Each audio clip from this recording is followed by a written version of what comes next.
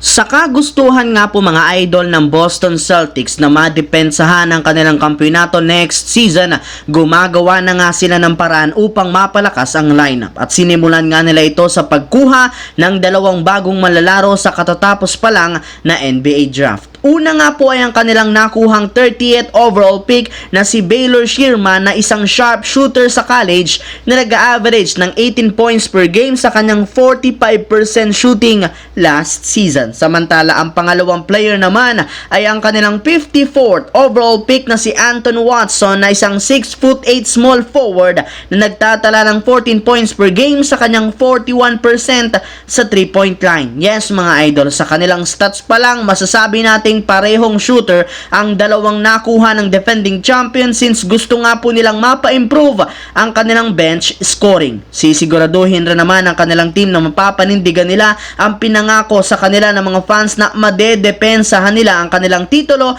at magkakaroon ng back-to-back championship.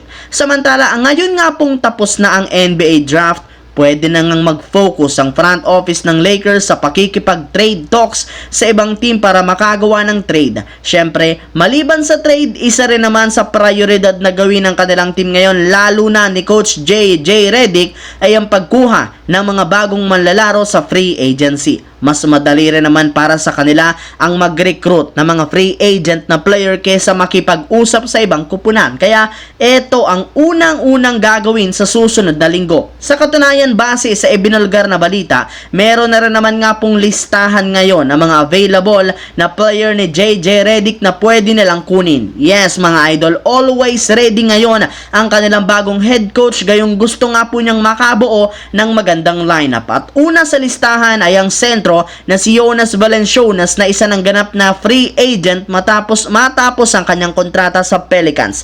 Ayaw na rin naman nga ng Pelicans na bigyan ito ng bagong kontrata at syempre magkakaroon na ang Lakers ng pagkakataon na makuha siya. Well, wala rin naman nga nakuhang big man ng Lakers sa NBA draft. Sigurado nga na una nilang kukunin ito sa mga susunod na linggo.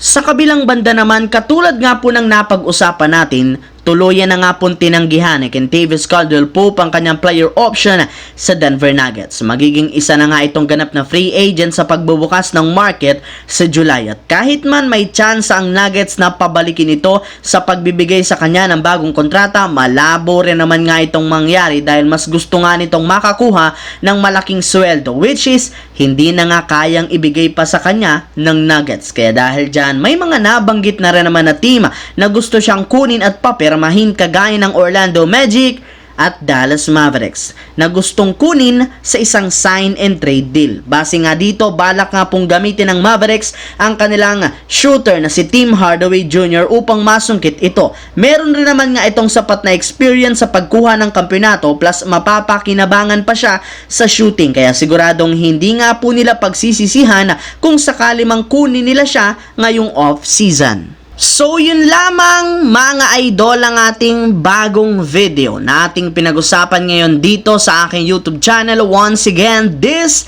is your J-Zone TV. Huwag kalimutang mag-like, mag-subscribe, pindutin ang notification bell sa aking channel para lagi kayo maging updated sa mga videos na pinapalabas ko. Isang malaking shoutout sa lahat mga idol. Maraming salamat po.